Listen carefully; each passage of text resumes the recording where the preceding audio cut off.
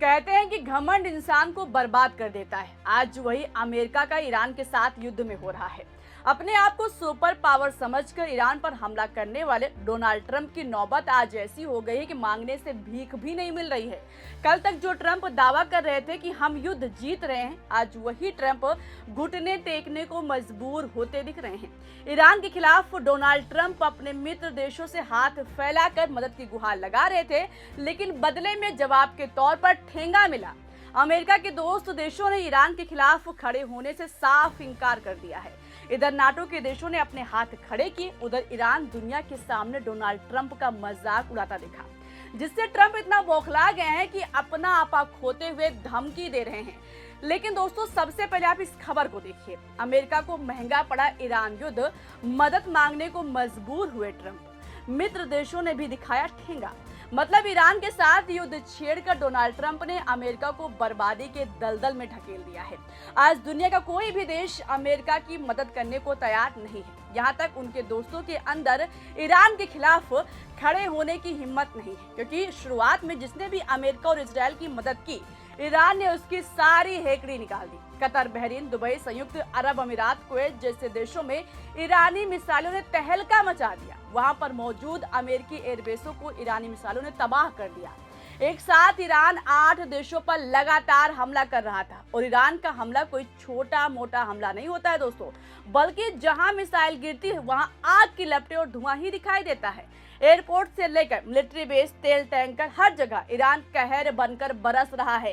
दोस्तों, ऐसे में ट्रंप के दोस्तों के भी पसीने छूट रहे हैं। कौन आखिर बैठे बैठे मुसीबत मोल ले सकता है?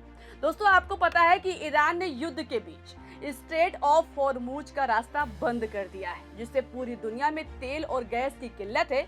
दुनिया में हाहाकार मचा हुआ है, लेकिन ट्रंप धमकी दे रहे थे कि वो इस रास्ते को खोलने के लिए ईरान को मजबूर कर देंगे। इसके लिए अमेरिकी राष्ट्रपति डोनाल्ड ट्रंप ने लगभग 7 देशों से स्ट्रेट ऑफ हॉर्मुज को खुला रखने के लिए युद्धपोत भेजने की मांग की।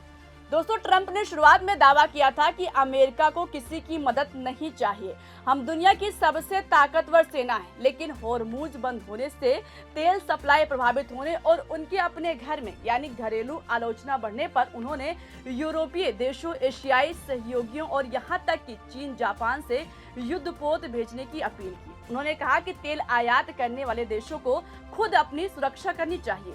16 मार्च को ट्रंप ने दावा किया कि कई देश मदद के लिए रास्ते पर हैं और कुछ पहुंच भी चुके हैं, लेकिन हकीकत अलग है। ट्रंप का दावा झूठ है। ज्यादातर सहयोगी ने साफ इनकार कर दिया है। जर्मनी के रक्षा मंत्री बोरिस पिस्टोरियस ने कहा कि ट्रंप को उम्मीद है कि यूरोपीय फ्रिगेट क्या करेंगे, जो अमेरिकी नेवी नहीं कर सकती।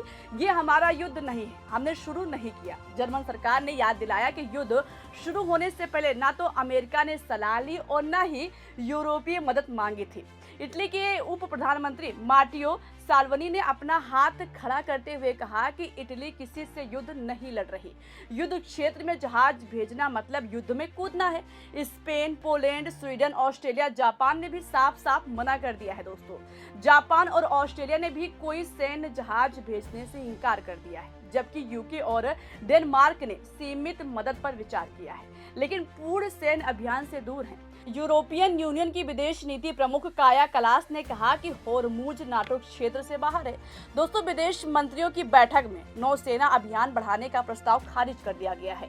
ये अस्वीकृति इसलिए भी महत्वपूर्ण है क्योंकि ट्रंप ने युद्ध शुरू करने से पहले कोई गठबंधन नहीं बनाया था, बस अपने घमंड। आज सत्ता की आंखों में आंख डालकर पत्रकारिता करना मुश्किल हो गया है। हम पर मुकदमों से लेकर चैनल को बंद करने का दबाव बनाया जा रहा है।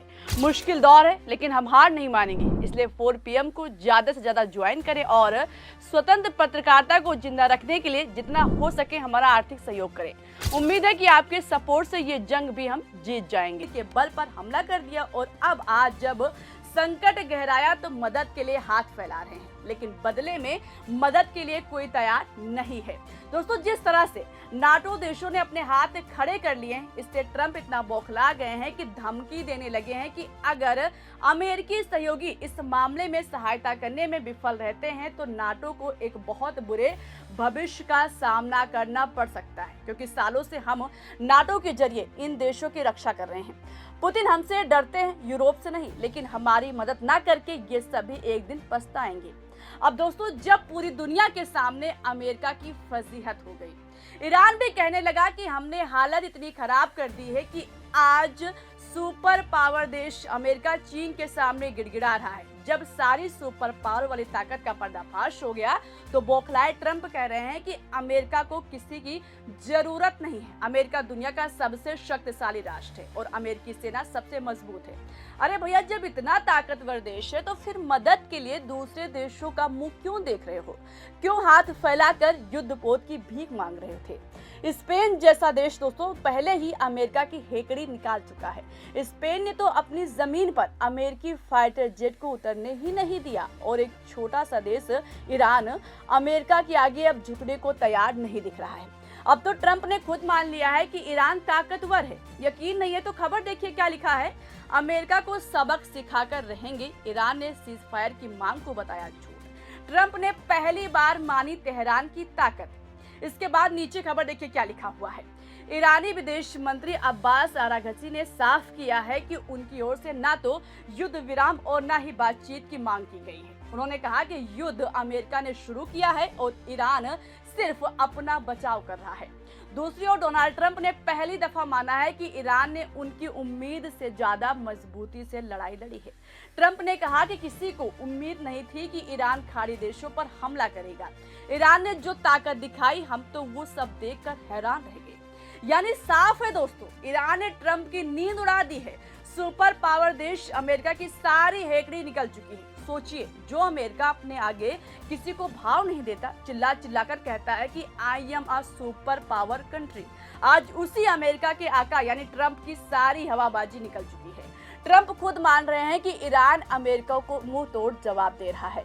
इजराइल से लेकर America, Kuwait, Bahrain, Dubai, Qatar, UAE जैसे देशों पर ऐसी मिसाइलें दागी जिसकी उम्मीद किसी ने नहीं की थी। खबर से ही साफ हो रहा है दोस्तों कि शेखी बघाड़ने वाले ट्रंप के हाथ पांव फूल रहे हैं।